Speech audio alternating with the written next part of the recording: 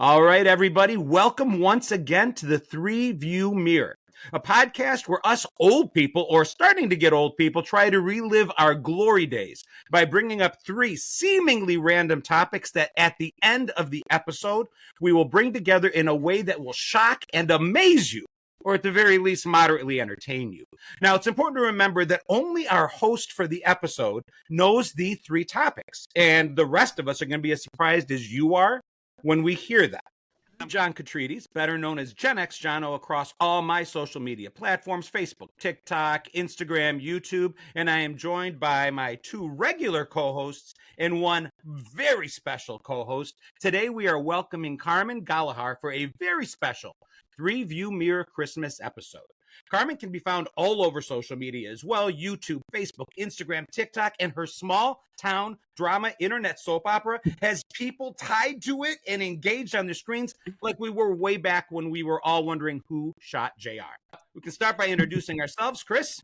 I'm Chris Clues, better known as Chris Clues. I am a keynote speaker and author. I talk about the work and life lessons that we can learn from 80s pop culture, the best decade. And I'm Rochelle O'Black, better known as Gen X Show across my social media accounts, where I focus on Gen X content and generally what it means to be Gen X in today's world. And Carmen. I'm Carmen Gollihar, and you can find me at Carmen Q Gollihar on all my social media accounts. And I do Gen X content, but I create them with skits.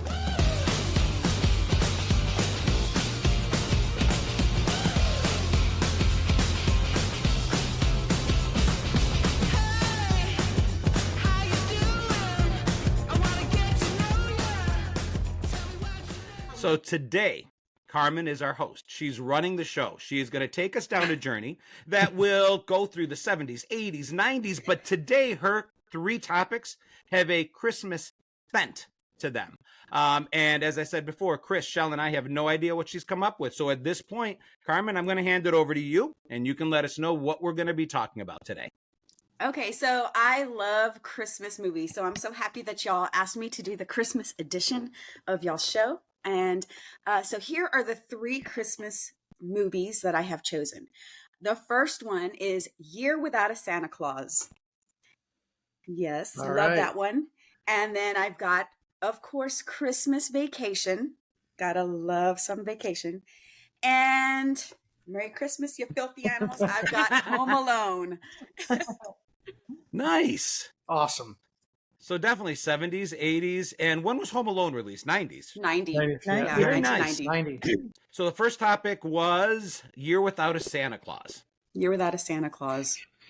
So how many of you watched that one just recently or over and over? Over and over. Santa is sick and he's seen by the doctor and he's like, oh, nobody really, like he kind of puts in his head that nobody really believes in Santa anymore. Heat miser, snow miser. Yeah. Heat miser and snow miser are in it. Yes. Yeah. So they're all Raskin. I can't remember the name of the producer. Bass and Rankin. Bass and Rankin. So a lot of those were Bass and Rankin produced cartoons. And I was reading up on that actually the other day, and they were meant to exist all in the same, kind of like the Marvel universe today. They did a similar thing with the Christmas movies, making sure they used the same voices. Mickey Rooney as Santa Claus a lot of the time, the same imagery. In Year Without a Santa Claus, Mrs. Claus can be seen with little red streaks in her hair. Yeah. And in the movie Santa Claus is Coming to Town, you see her as a young Jessica with red hair. So it connects all the way through. That's the one I was confusing it with because I've watched these so many times, almost on instant replay, that sometimes the movies just, they kind of blend. I was showing my kids and my kids just love the misers and the shade that these guys throw at each other is hilarious. I love the Heat Miser. I love all the little guys. He's Mr. Heat Miser. He's Mr. Hot. Yeah. Yep. I mean, almost Broadway caliber productions, right? Done through claymation, stop action animation, and the songs and the choreography and the characterization. I mean, it was incredible at the time. And there was something, we talk about it all the time, like the hidden jokes for the parents and the stuff for the kids. And they had all of that in there. I would love to see how it was made, kind of a movie where they show you just how long it would take to make just one of those scenes. The movements. I'm absolutely curious of what that would have entailed. I mean, I know how claymation works, but how long did it take? Because my favorite thing is the Bumble. You know, when you watch the Bumble in Rudolph, you know, you could see his fur shifting because, you know, when you're watching it. And that was always one of my favorite parts. I'm like, ooh, his fur's even moving whenever I was a kid. So I heard that the little puppets that they used, like one of the secretaries had them and she had them in her attic. So for years they were looking for them. Really? And there's only like a few that are left because she used to let her kids play with them. Oh my God. Yeah. She let her kids burn millions of dollars playing with them. Yeah. Yeah. So they found them, I want to say maybe in the 90s or something. Wow. But there was only like 3 of them that they could that were in good shape. The others had been kind of played with too much. That's insane. Those things should be in like the Smithsonian. Really? And instead, Margaret had them in her attic. Yeah. I think her name was Margaret. Of course it was. It has to be. The only thing better than Ruth was Aunt Bethany. Oh my God, Aunt Bethany. Aunt Bethany. Poor Aunt Yeah, Bethany. I love even like Elf, Elf had a nod to the claymations, by Mr. Norwell or Norwal. By with Mr. Norwal, the whale, and like that was one of my favorite parts, just that little piece, because it really it transported me back to being 6 or 7 years old and waiting for those shows. So as great as the movie Elf is, one of my favorite parts was just that little nod to the claymation of old. I think they had to refix those parts, or they had to do something to it because it was too similar. Because did you watch on Netflix? They have like the movies that made us or whatever, and that's one of them. So there's a good little piece to the Bass and Rankin, and they had to go back and fix stuff because otherwise they were going to get sued. Well, here's an interesting thing about Bass and Rankin and Rudolph. You guys realize that you've seen there's Geico commercials that use Rudolph and all these different commercials all over the place using that imagery. At the beginning of Rudolph the Red-Nosed Reindeer, there's the title sequence and it says the copyright date. But they wrote it in Roman numerals, and whoever did that misrepresented the Roman numerals. And instead of writing 1962 or 68 or whatever it was, they wrote 1162. So they had a really hard time enforcing their copyright and finally gave up. And people are just using it with all abandon because it would have expired based on when they published, when their copyright existed. And because Rudolph, that title sequence is far more seen, they can argue that, no, you told the world it was 1162. Your copyright has long since expired. And that's why it's entered almost into a de facto public domain. Did not know that, and that is fascinating. Yeah. Where'd Chris go? Crisco. You guys would be shocked to know that my Christmas tree is all pop culture ornaments. And just for the year without a Santa Claus, and we're talking about those claymations, here's one of my favorite ornaments. Oh, Humble. love him. Yep. Used to scare the hell out of me as a kid. He's amazing. I remember being really afraid cute. for Rudolph. Yeah. I just recorded a whole video today about my Christmas tree that is covered in Rudolph ornaments. It's a real touching little story. So I'm going to release that right before Christmas. Do y'all have a hard time streaming Rudolph at your house, or do you have a copy of it to watch? I have teenagers now, so that Rudolph is out. Rudolph is only for me. Yeah. Well, I can't find it because it's on CBS, and CBS has certain contracts that Paramount. you can't. It's on Paramount? I think Paramount would be the only place that would show it. And I saw a bunch of them. I think on Hulu's got a few as well. But it's difficult. And that's the thing. I always and often will complain that Apple bought the rights to all the Peanuts holiday specials. Yeah. So now, unless you're going to be on Apple TV, they've taken it away. And some of my kids would be like, well, those are boring anyway. My 11-year-old is not enraptured in any way by the Peanuts gang. It takes way too long to set up the joke. So who cares? But I care. Yeah. I was thinking it's funny. Just the other thing I was going to say was, we talked about Rudolph and the copyright screw up and Margaret keeping all the they didn't really take care of these things very well. They messed up their copyright date. They lost the puppets. I mean, this was a cherished treasure they treated like a piece of crap. Yeah. And maybe they didn't Poor know it Rudolph. was going to be a cherished treasure at the time. You know, it was a mystery to them. They just thought they were making a great claymation movie, never knowing it was going to become a classic for the rest of us. Kind of like, you know, I got this Beavis and Butthead right here. You know, I'm sure they thought that was going to be a classic. But you know what? That's right. It didn't hit. It Made hit. John angry, but that's about it.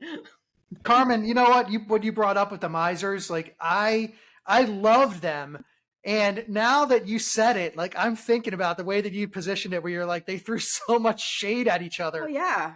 And that was not like that kind of snarky humor wasn't prevalent, at least it may have been in you know private life, but not Yeah. in entertainment at the time. There wasn't that snarkiness, particularly when it came to kids stuff. So it's pretty awesome now that I think about all the stuff that they were going back and forth with. Oh yeah, I put a couple of the scenes on my like Instagram stories because I was watching it, and my older daughter, who's in high school, she just thought it was hilarious because like, you know, the snow miser's like, hey, hotcakes, you know, he's calling his brother hotcakes, and he's fuming. And one of my favorite parts is when the heat miser sees Mrs. Claus, and he's like, hey, Mrs. Claus, where's your husband? And it's the way he says it. And he's like so upset about the whole snow thing with his brother and Santa Claus. So he's like, where's your husband? Making another commercial for my brother. But in my mind, I'm thinking he wants to say something else to Mrs. Claus, you know, like the whole, that's the way he says it. But it's really funny. Yeah. They're the queens of shade to me. Like, it's like, that's the beginning of shade throwing. I love it. That was my favorite one anyway of all of them. I think I love them. What's that, Shal? I said Gen X knows throwing shade. Oh yeah. Yeah. Right, I loved all of them almost equally. Like there was a pattern to it, but like growing up with Rudolph first, and then like I said, but all of them were by demand must-see TV. We talk about it all the time, the urgency that existed in watching television because, you know, you guys said it. Oh, where do you stream it? Where can I watch it whenever I want to watch it? And that's the mentality today. And if we can't, we're like, what do you mean? I have to wait till CBS decides to show it? I don't have a TV guide anymore. How the hell am I supposed to know when that's going to be? And so we, you know, if we can't watch it on demand, we often miss it entirely now because we don't watch TV the way we used to. We fast forward commercials so we don't get to see don't miss it coming up this Thursday, Rudolph the Red-Nosed Reindeer. Yeah. It's just a different world. Yeah, and the whole family getting together to sit down and watch it was like the most memorable thing, like growing up, about these cartoons. And like, I can't get my kids to come in. I'm like, come on, guys, let's watch a Christmas cartoon. And I want to watch one every night. And they're like, like I'm like, come on. Well, what's wrong with you people? All we had to do was click through. You know, you take the dial and you click through, like what, you know, you got maybe 3 to 10 channels at the most, and you click through. Something was bound to be on at 8:00 at night during the Christmas season. So you just kind of flip through and hope to find the best. And, you know, and 2 other ones that I can remember that we didn't talk about was Rudolph's Shiny New Year Nestor the donkey, which Nestor the long-eared donkey, the long-eared donkey. We named him Nestor the ball baby donkey when we were kids because all he did was cry. Oh my god, it was sad. It was sad. It's still now. I'm sad thinking about Nestor and how he got bullied. Yeah. Well, that's just it. That was like characters got bullied. All of them. Rudolph. Yeah. Santa bullied Rudolph too. Yes. Yeah. His father, Santa, it was like we were being trained as young kids to know, number one, how to bully. And then number two, when it happened, you rose above it. Nobody ever cried necessarily, except for maybe Nestor. They didn't complain to anyone. You know, Rudolph didn't go back home after being not allowed in any of the reindeer games and bitch and moan to his parents. He just ram away. He's like, screw it, I'm out. Peace out. Because there was a lot of shaming too. You know, like, I'm going to shame you. I'm going to put some mud on your nose, and you know, you don't get to be a part of the reindeer games. His dad literally rubbed some dirt on it. Yeah, literally. Some dirt. Literally. If you think about it too, if you think about it from like, if you think about it from the perspective of the lesson that they were teaching us, though, was it, you look at like take Nestor and Rudolph, for example. What did they have? They had these special abilities based on something physical about them that was different than the other kids. And so they were teaching us a really valuable lesson about how just because somebody might look different or act different, they're special too. Like they're important as well. Yeah. And at the end of the day, Rudolph showed that what made him different also made him awesome. And the same with Nestor. What made him different also made him awesome. And so they were teaching acceptance as well. You had to go through this whole story to get there. And there was a lot of, we look back now, we think, God, Santa bullying Rudolph is kind of ridiculous. But at the end of the day, what happened? The kid, the donkey, the Nestor and Rudolph, ultimately at the end, everybody wanted to be like them, and they were different. And that's a really important lesson for kids. Yeah, but devil's advocate, you can also say they bullied and cast him out until they really needed him. And the only reason he was accepted at all is he came to school with the shiny new toy. And then they just used him. So if you're the weird kid that has nothing to bring to the table, you're still floating out there on an ice log. Maybe. I mean, go ahead, Shell. No, we just have the perfect example here of optimism and pessimism. Yeah. One person saying, that whole Rudolph thing, Santa's a jerk, and then Chris is like, yes, but it's a beautiful life lesson. It is. And it's, and again, like, so however they ended up in the position that they were in, the reality is, they could use that moving forward, and they would be better prepared for challenges ahead of them. So without a doubt. I mean, I love it. There's a reason it's called devil's advocate. I know. And I want to bring up Bumble again too, because we talked earlier when, I don't know if we were recording or not, about how Gen Z loves or embraces Gen X in our pop culture. And I think without Bumble, there's no Smallfoot, which is one of my favorite animated movies to come out in the last 20 years. I love Smallfoot. Yeah. But you have to think it was a little bit influenced by Bumble. I did not see Smallfoot, but all I can remember the Bumble and Yukon Cornelius, and when he would lick his little ice pick, nothing. Yeah, nothing. Well, and talking about songs, Silver and Gold, one of the best. Yeah, there's certain songs that played through all these movies, and like Silver and Gold, I remember I'm like, was that like a real song that they borrowed? It was hard to imagine that it originated there because it was so prevalent. I made up a word. Prevalent throughout like my childhood growing up. That song just kept coming out, and kids were singing it, and it was just again amazing music. I did want to not forget to say, like, Rochelle, you made me literally feel a moment from my childhood when you said like clicking through the channels at 8 p.m. during the holiday season. And I just remember, okay, it's a Tuesday night, it's 8 o'clock. Mom and Dad are gifting us the right to look and see if there's something on. And you're flipping through and you hit CBS at 8:01 and you see the word special rotating around in a circle with that music and that feeling of, oh my God, I don't know what's about to happen, but it's going to be good. It was the not knowing was part of what made it good. But the word told us this is about to be special. And I don't know if kids have that feeling because they order whatever they want. Yeah. And I'm not judging. And in fact, I almost feel bad. That was an amazing feeling. And did you feel bad when Santa was sick, though? Back to Carmen's movie. Did you feel bad when Santa was sick, or were you like, down with that jerk? Well, because, I mean, at the time, I didn't connect this Santa with the Santa, back with Rudolph.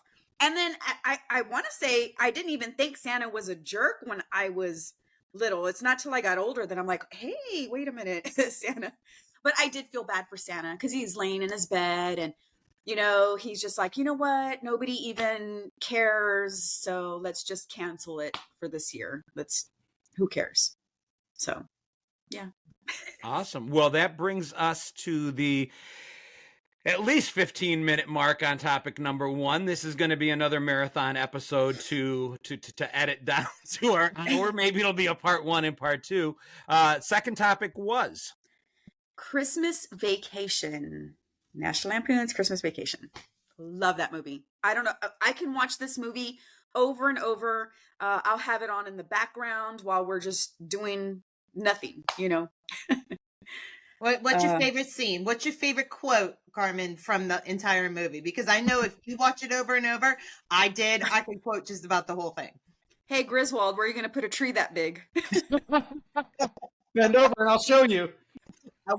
And we say that in this house. My youngest twins are 8. My oldest is 15. And any chance we can get as parents to say that to them, like, where are we going to put this, or where, inappropriate, but they totally get it's from Christmas Vacation. I love Trying it. to raise them tough.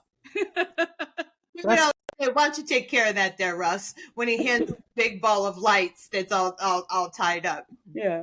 That's your family's That's What She Said, right? That's your yeah. Yeah.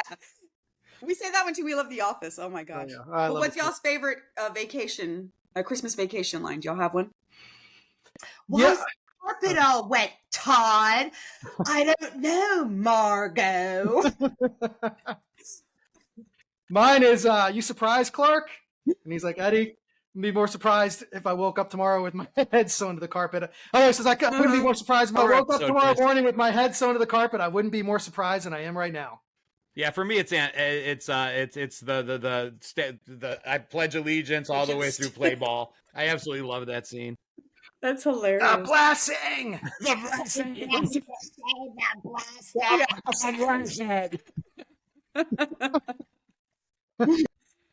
Oh my gosh. So we talked about vacation as a topic on a previous episode, and I think we all agreed pretty much as we loved vacation for being introducing a lot of us to John Candy and, all the Christy Brinkley scenes and whatever.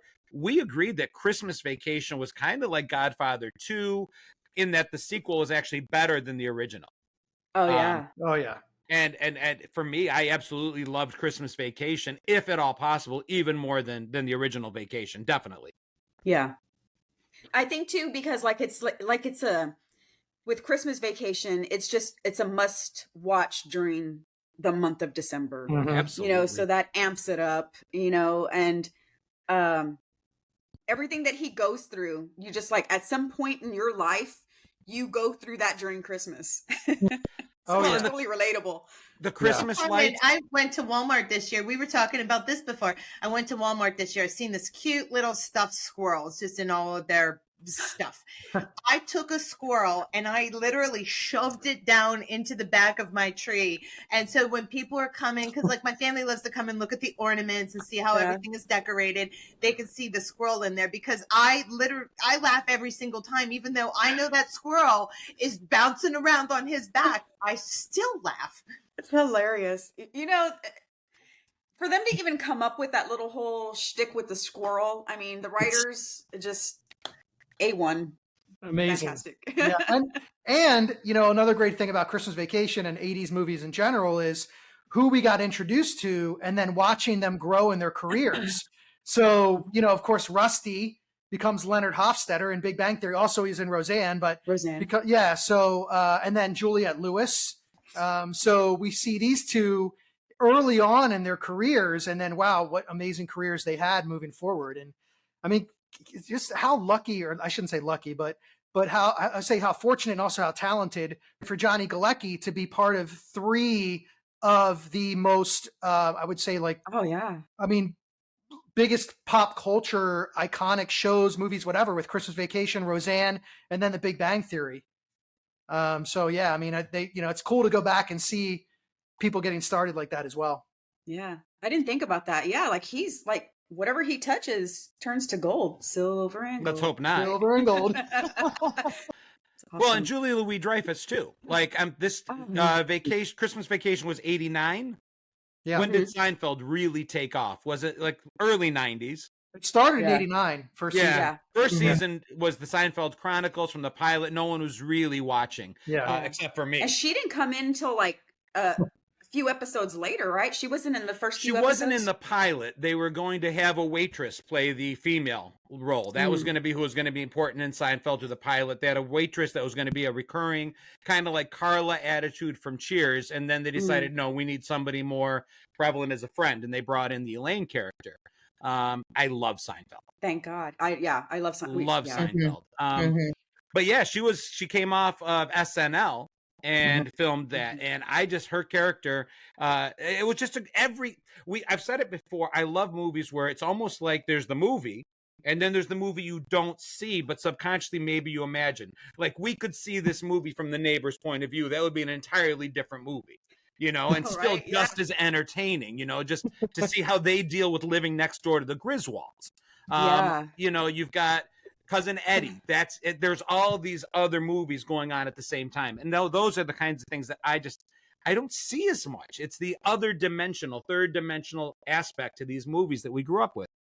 Well, there was a Cousin Eddie. I don't know if it was a Vacation or a Cousin Eddie Christmas Vacation Part 2, straight to DVD kind of a movie. It exists. I know it does because at one point I owned it, but I never watched it. I think I bought it for my kids and never stuck it in the VCR, and then off it went to Goodwill or something. But it does exist. Are you sure? I'm positive. It's not like Cowtail's alien letter exists. It actually exists. You've seen it. You've had eyes on it, because sometimes, Shell, in all fairness, you say things exist, and you know the rest of the world not so sure. Yeah. 2 out of 7 billion agree with you. Yeah, that's right. 2 people agree with me that they know what the alien letter is. That's right. Yeah. I still love too. Like, I mean, that, you know, what is it, Clark? It's it's a membership to the Jelly of the Month Club and Cousin Eddie. Well, Clark, that's the gift that keeps on giving all the year long. Yes, it does. I remember as a kid being like, how big is this Christmas bonus? I mean, in-ground pool. Yeah. Still, right? Yeah. Yeah. Because when he says it's, what is the bonus? 20%. He goes, take your bonus and add 20%. And he faints. I'm like, what is this guy making? How much is he putting the in-ground pool with it? That's what I mean. That's right. Yeah. And it was 17,000. How much was the pool? 15 grand, I think. 15,000. 15 is in my head, but yeah. Okay. Yeah. So adjusted for inflation, that's like 42,000. Yeah. That's about right, I guess. And if there was enough left over, he was going to fly everybody in on his dime. Right. Yeah, I wasn't bougie enough back in the 80s for in-ground pools. We were above ground, blow up, white trash kind of bougie in my neighborhood. Wow. Hey, me and my cousins try to make a hole for our own pool. So. Did it work? No. We got into some serious trouble for making a hole in his backyard. So now that should be a small town drama episode. Yeah, that should. We used to do the slip and slides together, and we would take and pull together all the neighborhood slip and slides and tie them together and put them in one big string and put them down the hill till you had a good run, and then we would get all these blankets down at the bottom until there was like a mud pit that you could, land yourself in. I wish I had pictures of it because we did it all the time. Not to jump off the slip and slide topic, but no, we haven't even talked about the whole one of the great scene with the perfume counter girl. Oh. I mean, could be any hooter hotter than it is.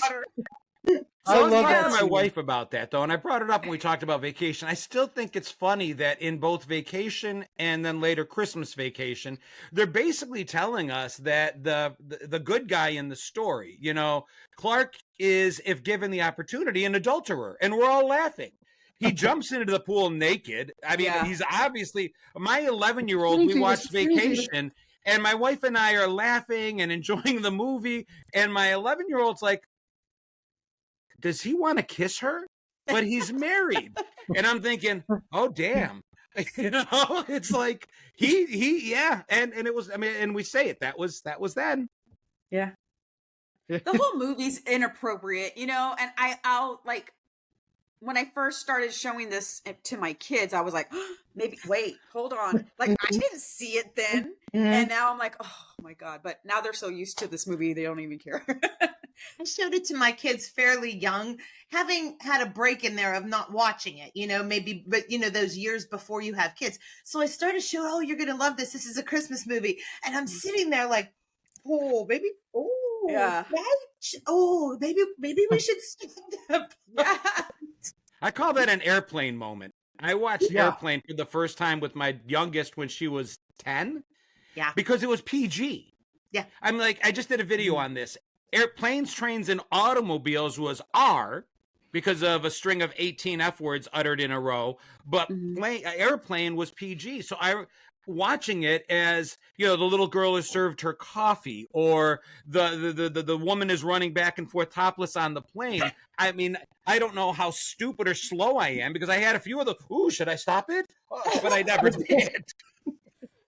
But it was Isn't there like on that one where like the little the blow up like comes down Yes. and Yeah, and her Yes. head is in its lap. yeah. She had My to blow daughter's like, up. "What's he doing?" Smoking And my a wife's cigarette. like, "She's blowing up the balloon." Yeah. Pilot. my parents took me, but I mean that was what it like. It was just different. Like my parents, because my dad had a small production company. He was introducing me to entertainment earlier than I should have been, and I was 7, I think. And my mom and dad took me to the movie theater to see a movie called Silver Streak with Richard Pryor and Gene Wilder. And Oh. the very first scene, to your point, this girl comes out of the train car topless, and I this is one of my first memories. My mom looked at my dad and like, what the hell are you doing? And my dad's like, oh well, you know, I mean, he's not going to remember when he gets home. He's 7. He's not going to like. He doesn't even know what's happening right now. I really didn't at 7 years old, but I did remember all the F-bombs. And just like the little kids in South Park, if you ever saw the South Park movie, where they came out of the theater and they're dancing and singing the song with all the F-bombs in it. That's what I was doing. And you remembered well you did over remember. 40 years later. Yeah, 46 years later, and I still remember that scene. It was, yeah, pretty amazing. There were so many topless scenes. I feel like, you know, you had it was On so vacation. normal. Yeah. Yeah. Well, yeah, I loved it on the vacation. Like he does like a throwback to almost like the Fast Times at Ridgemont High, like where she's like in the red bikini, she jumps in the pool, comes out, and I'm like, don't do it, Clark. And that's when Eddie's little girl comes in and she says something about, you know, and last Christmas we got, was it shafted? She said, we got the shaft. Yeah. This is one of my favorite quotes too, from my Christmas tree. Shitter's full. Oh, jeez. Yep. Hold on, my old eyes. I have to put glasses on. There you go. Oh, that's awesome. Yeah. So far, I have an ornament for every movie you talked about. Oh, Which is a cool. good segue to bring us, I guess, to the third topic that we are going to discuss today, which is Home Alone. I've been seeing so many like different things on social media of people like kind of like I guess their take on Home Alone. There's this girl on Instagram, and she's she's the neighbor. She goes, if you were the neighbor, you know, to these people, like all the things that she would say or do, like, oh look, little Kevin's out there doing this again. Like it's hilarious. I need to find her and send it to you because it's really funny. I just remember their house being the most gigantic thing I had ever seen. And you know, no wonder they lost little Kevin in it, because it was like he could have been 4 floors away and 17 rooms later. Yeah. so and then somebody like, actually asked me about that. I got a message from one of my followers saying, hey, is there any, you know, why, you know, it wasn't just little Kevin, it was Planes, Trains, and Automobiles, the house that Steve Martin's family lived in, was, and it basically was because of the neighborhood that John Hughes grew up in, was a very affluent Chicago suburb and still is to this day. So it just speaks to his story and what he grew up seeing. And those are the kinds of neighborhoods that he filmed in. And that's why all the houses look like that. Yeah. There was definitely a look to all of his movies. And, you know, it comes from, of course, right, experience of what you've experienced. And so, yeah, I always wanted to live in a house like that, or anything like the house from 16 Candles. Always a 2-story, always this beautiful, like, representation of the perfect neighborhood. Mm-hmm. And the one of the worst parts of that movie, whenever I watched it when I was a lot younger, and I was older, I mean, so, but still, the spider on the face, That might Oh. have been the freakiest moment for me in the entire film. Yeah. I hate spiders. I do too. Not a fan. I do too. I've talked about that before, I think, on an episode where I said that you could, if somebody tried to rob me at gunpoint, I'd probably at least try to fight. But if you rob me at spider point, you can have everything. Like, you put a tarantula in my face and I'll be like, dude, whatever, just please, like, I'll garnish my wages, whatever it is. Just don't, No, the fear is real with spiders. We were driving and I live in a country area, and we were taking my daughter to like this little party, and there was this thing in the middle of the road, and I told my husband, I said, look, there's a puppy. So it moves off the street, this like dirt road, and I pull up, and he says, oh, I'm gonna go get it. So he brings it to the Suburban, and I open up the window, and he has it in his hat, and I'm like, what kind of puppy is this? Oh my God, it's a tarantula. I thought I was gonna die. I screamed, my body just like went cold. I was like freaked out. I was like, it looked at me. So I was like, I was gonna have nightmares. It looked at me, get it out of here. I can't. Yeah. It was as big as a puppy. Went to college in the hills of California, and that was the same thing. Like, they would come out and sun themselves on the road, and we would go on these field trips because I was in a science program. So we go on these field trips in these vans, and I'm like, what is that sound? And it was, and it was just hitting all of the tarantulas that were all over hitting themselves on the road. It was, I could still feel and hear that. Nope. Oh, Nope. that's so gross. I'd be dead. Shell, you mentioned we were older with Home Alone, and you're right, because it came out, what, 1990? 90. I was a freshman when it came out. And I was 20. But I remember, like, in my memory, I'm a kid watching these, because what Home Alone did really well for me is, in my memory, when I sat watching it the first, second, third time, it really did take me back to being a kid. Because even though the fact is, this wasn't a movie I grew up watching as a kid, my memory plays tricks on me, and I feel like I did, because I've watched it so many times and then got to enjoy it with my kids. It's one of the movies that held up. Yeah. For whatever reason, I oversold Year Without a Santa Claus. I oversold even Christmas Vacation on my kids, because there's more moments of downtime in those movies than I remembered, and kids today seem to not do well with that downtime. It's that TikTok every minute, something's got to grab my attention. Home Alone does that.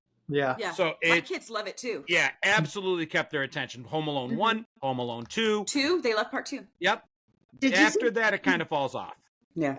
Did you see that Macaulay Culkin did a new version with the Google Assistant, the Alexa kind of thing? He did a new commercial as himself now, but using Google to assist him to beat all the bad guys down.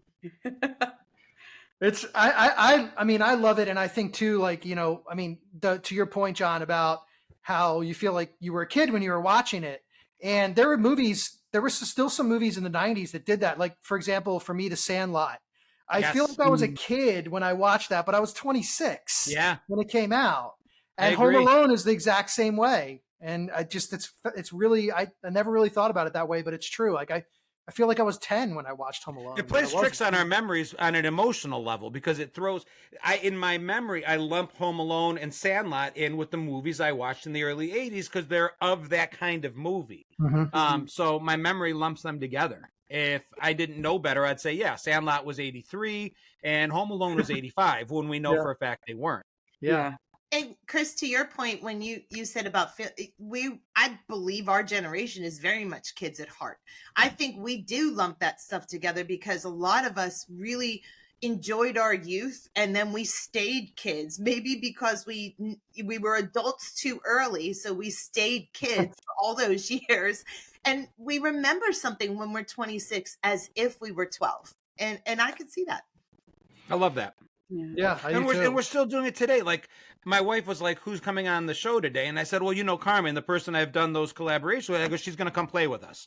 And that's what it feels like. Like, Carmen's coming over today and she's going to play with us. Because, come on, our parents would not have done this.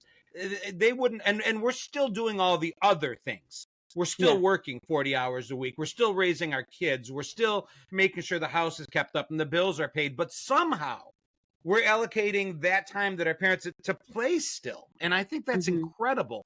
And Carmen, we always talk about, it's a 3-view mirror because the three of us are looking back, but like a rear view mirror, we're still driving forward at the time. And, how can we show what's in the rearview mirror into our future? And that's part of this. Just keep playing, keep enjoying these movies and sharing them and still be a kid. Yeah. Gen X always shared the sandbox. Or you could be like me and still Peter Pan, no kids, never married. We talk about it all the time, right? You're like, oh, we're all taking care of our kids. I'm like, speak for yourself. I got a kid. He's 72 pounds, but the little Bodie boy over here.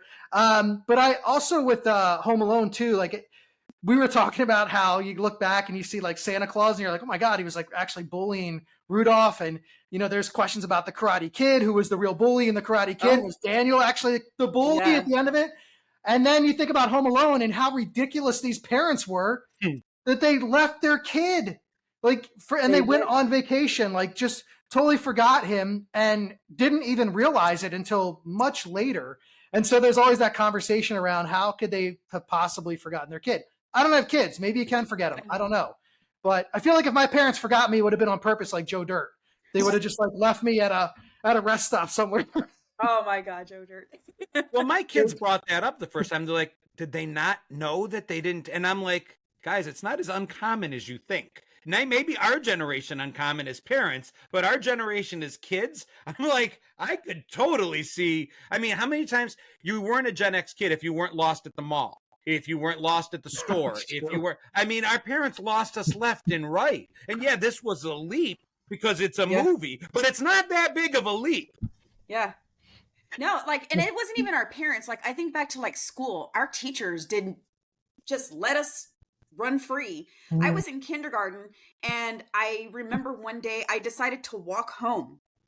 And after my mom, she came to pick me up and they had the whole town looking for me. I was at home enjoying a snack or a bowl of cereal, watching some cartoons or whatever. And they had to change the whole rule at our elementary school that the teachers had to wait till we were actually picked up by our parents. We had the same rule at my school, but I didn't know until this moment why we called it the Carmen Q. Gollihar rule. At the time, it was called the Carmen Quintanilla rule. Well, Home Alone also, obviously, what's fascinating about Home Alone for me too is that I think about certain actors or actresses and the roles that they played, and when they go outside of that, and whether they can pull it off.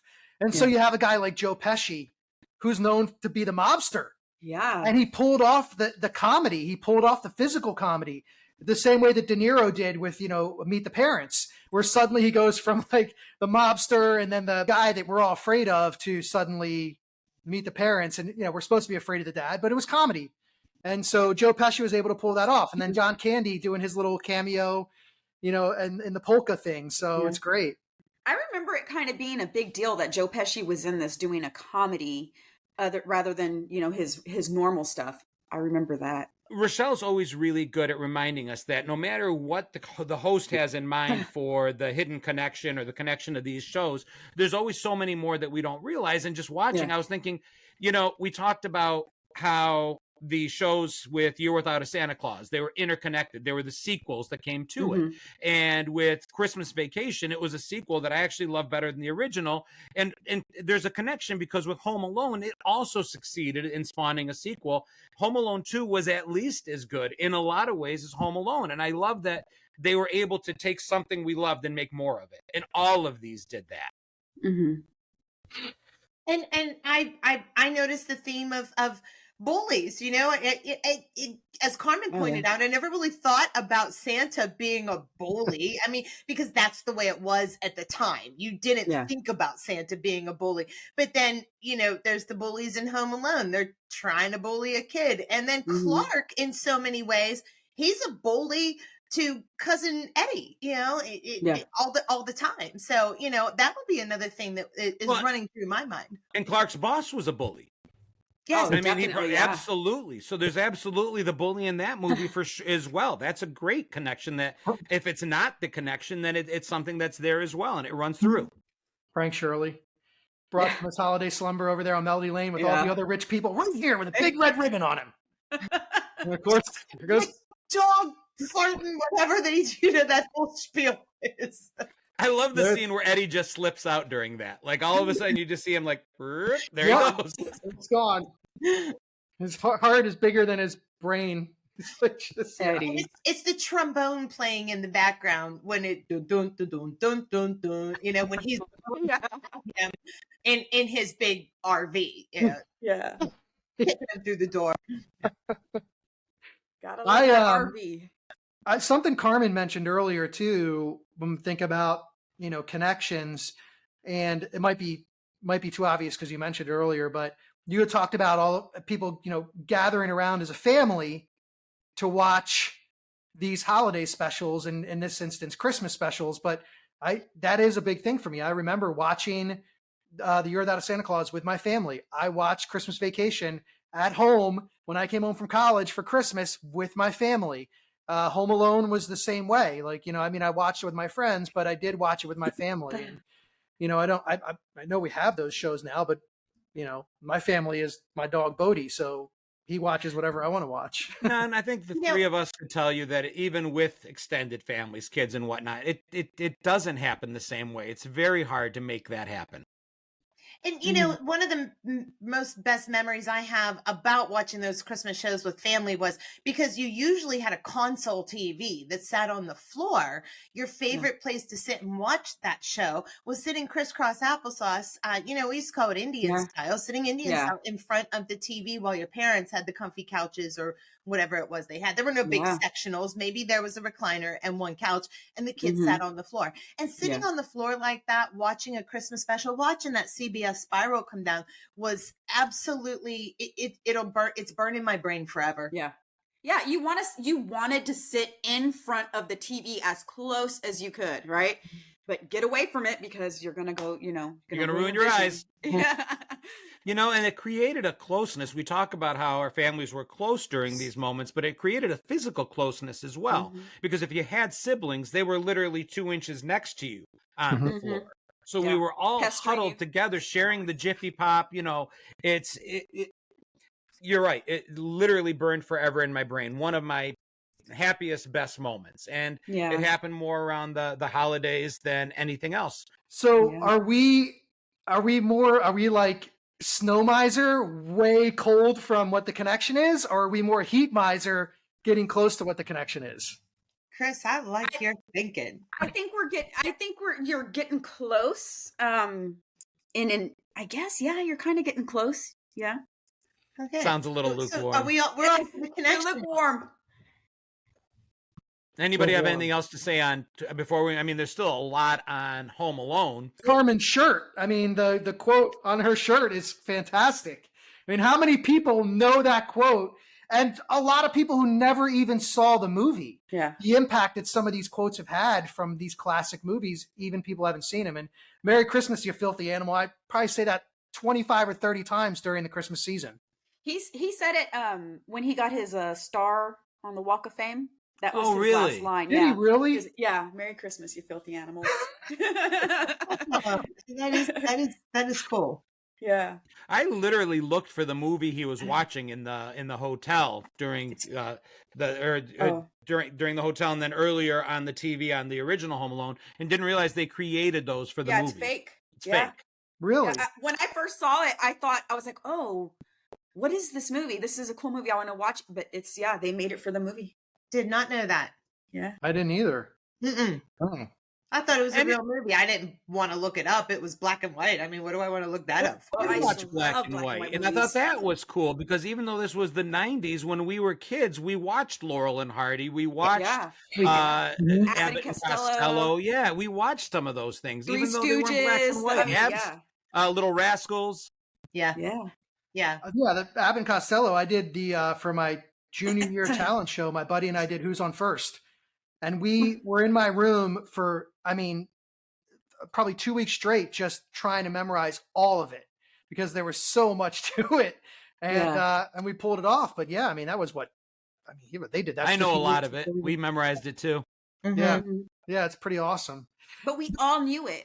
We all knew what it was from. Yeah. And I think that's what our parents, they showed us. And I think that's kind of what we try to do, right, with our kids is show them what we love because our parents showed us kind of like what they loved to watch when they were kids. And we watched it all and we loved it. And I think it's just so disappointing, you know, when we show our kids something and they're like, like, oh. See, I'll go the other way too, though. Like my parents didn't, so a different experience. My parents immigrated here from Greece, so they couldn't show me what they watched as kids. But even without that push, we discovered it on our own. And what I find disheartening sometimes is today, with the entire library of the history of the world available to them, they don't search it out. You know, I watched I Love Lucy with my mom. I watched these old shows and the Bing Crosby Christmas movies, to bring it back to Christmas, Silver Bells and White Christmas. And just, you know, we watched them partly because it was on TV and our parents dictated sometimes what was on TV, but we search this stuff out and they don't, because I think there's too much available today for them to take the time to look at what happened yesterday. Yeah. So YouTube is huge, which is why I love YouTube, right? Because YouTubers are the new TV stars. This is what kids watch. And anytime that I come up with a skit and I talk about like a TV show or whatever, that's when they go search it. They're like, oh, I searched what you were talking about and I love it. And they'll watch it. Like I did something on 90210. So they went and checked out 90210 and, you know, just I think that's what's cool about that. Like we can show them what we did, but through YouTube. And I have to I'm like, hey kids, my own kids, hey, watch my YouTube and so you can learn something, because they won't listen to me. They'll listen to my character. That's funny. But John, you bring up a good point too. Like, you know, you brought this up earlier. I think Carmen, you did as well, which is that we had a window to watch these things, and then that window was gone until the next holiday season. Yeah. If they want to watch Christmas Vacation or A Year Without a Santa Claus or Home Alone, it's just they can watch it in March or June or September. And, you know, that's great, but there also is there's a little bit of romanticism, as we've talked about with Blockbuster and other things, and not always getting what you want at your fingertips when it comes to entertainment and having to wait.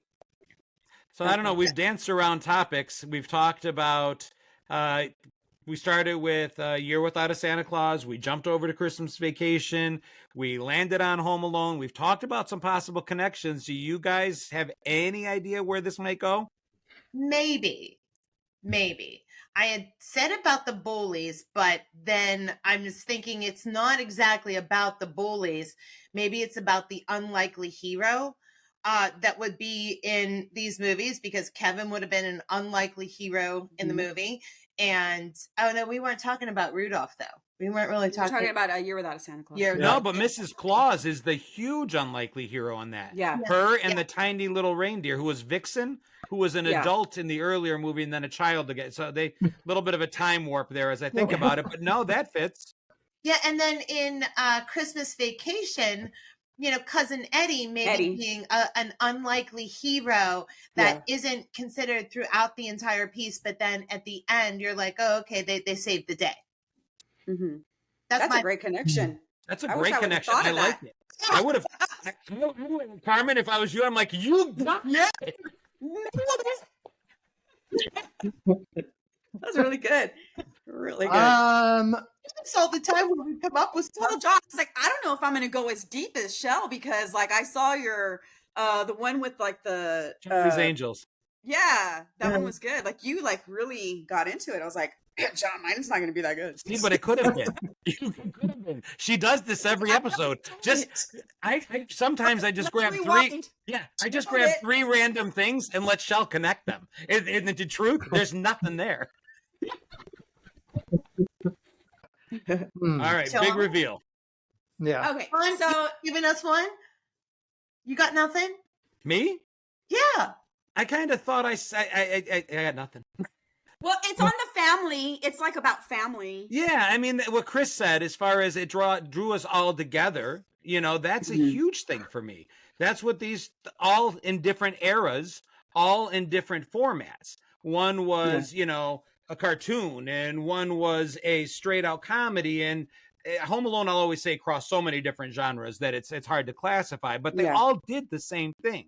They got us all in front of the TV as a secondary purpose to watch the show, but the primary was to connect with our family. Yeah. Yeah. Perfect.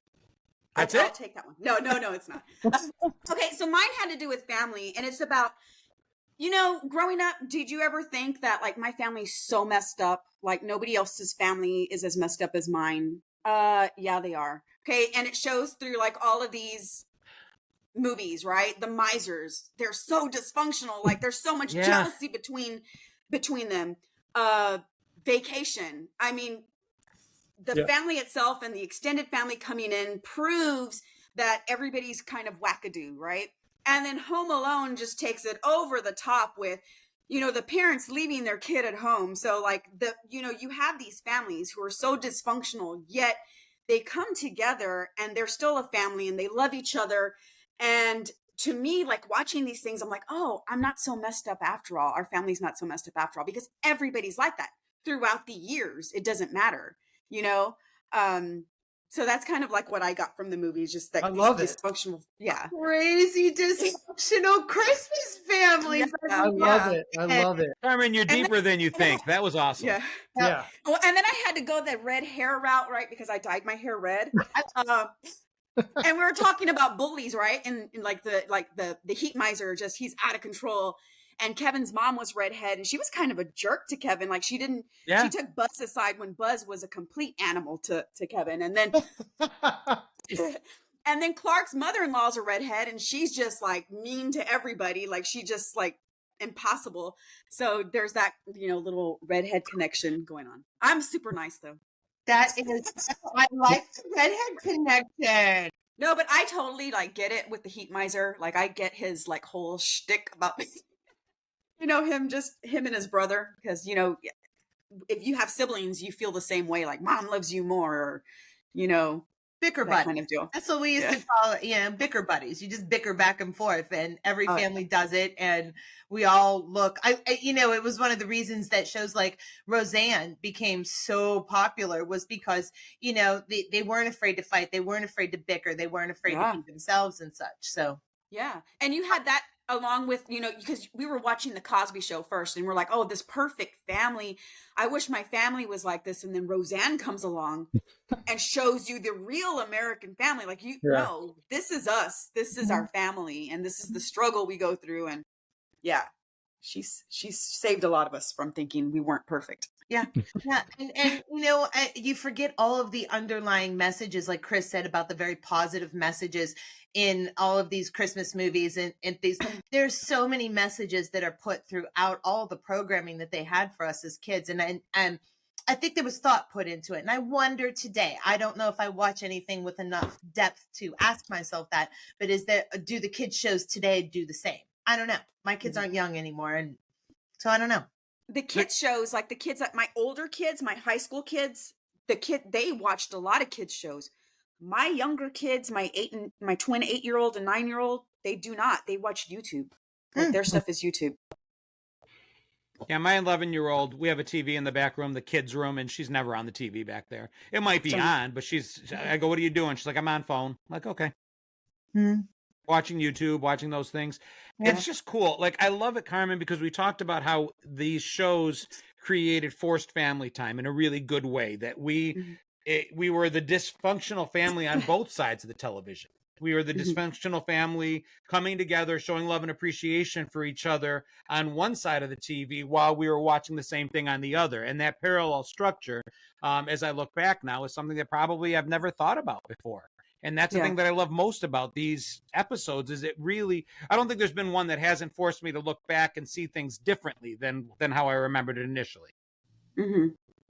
Yeah, I love it. I mean, I never really thought about it that way. So that gives me kind of like an idea off this topic, right? Because we're talking about like coming together, family time. Because watching sitcoms together with my family was like a huge deal too. Like whatever we could watch together was something that we did. But like, I mean, we need to do that again, right? Like, but through like the kids through YouTube. And I get lots of comments like from younger kids. I watched this with my mom and she remembers this, that you did this, and we watch you together. Maybe we need to start doing stuff to where it's like, okay, YouTube is the new family together time kind of deal, I think the thing is, I'm afraid we'll ruin it. Like anytime we try to meet our kids where they are, they leave. Like when Gen Xers, we all said during like the pandemic, the whole COVID thing, a lot of us Gen Xers had downtime for the first time, maybe in our entire lives. And we found TikTok and we started connecting. And as soon as we got there, kids were like, we don't want you here. I love the connection. I love, as you all know, I love 80s movies. I love movies in general, but I really love 80s movies and early 90s. And I never thought about these movies in that way, the dysfunctional families, the Year Without a Santa Claus or the Misers. And I really think it's a great message for all of us. And I never really thought about it because my family, just like everybody's, 80s was the divorce decade. And so, I was part of that. And to be able to see, when my family got together for Thanksgiving or Christmas, and I thought, who are these people? Like when I'm sitting at the kids' table, the adults are all just, what did we use the word earlier? Wackadoodles. Like I couldn't understand all of them. And still to this day, I don't, most of them. But I will say that looking back now and thinking about that connection, it's awesome because it did start to introduce us the problems that they presented in movies and TV shows about family before the 80s were a little, I don't want to say cheesy, but kind of after school special-ish. And then it was the 80s where they really started to kind of tackle the dysfunction in a real way. But do it in a way that's fun and comedy and make you laugh instead of, make you go back and go, oh my God, this sucks. You actually laughed at it and hopefully took that humor into your life as well. We're just really pointing out what the American family really is. Yeah. And it's full of moments like those and little annoyances and love and tenderness and unhappiness and happiness and everything all rolled into one. Love it. Yep. I couldn't have wrapped it up better myself, Shell. I mean, honestly, it is exactly all of that. So as we wrap things up, I just want to thank everybody for taking the time to be here again on this very special episode of the ThreeView Mirror as we celebrate dysfunctional families, love, and getting together to talk about all the things that made the 70s, 80s, and 90s as special as they were. For this week's episode, this is John Catrides signing off and just saying, if you're enjoying the episode, please remember to subscribe, share with your friends, and make sure to leave a comment down in the comment section so we know you're... Comment down below. And thank you, Carmen, for coming on and being an awesome hostess. This was cool for me because, this is a new world for me. Being introduced to everybody here, Shell and John, I'm getting, gotten to know over the last few months, but it's a whole new world for me. It was super exciting and cool to meet you, and you did a great job. Thank you. Thanks for inviting me. I was very nervous to do this, and I was like, oh my God, how am I going to find 3 things that connect? But we did it, guys. You rocked it. You really did. You did an amazing job. I mean, we've been doing this now for a while, and to just jump in on this was absolutely amazing. Mm-hmm. Thank you. All right. Until next time, we'll see you guys later. You and yours a happy and dysfunctional, whatever it may be, holiday season. Merry Christmas. Merry Christmas, you filthy animals. Stay rad, everybody.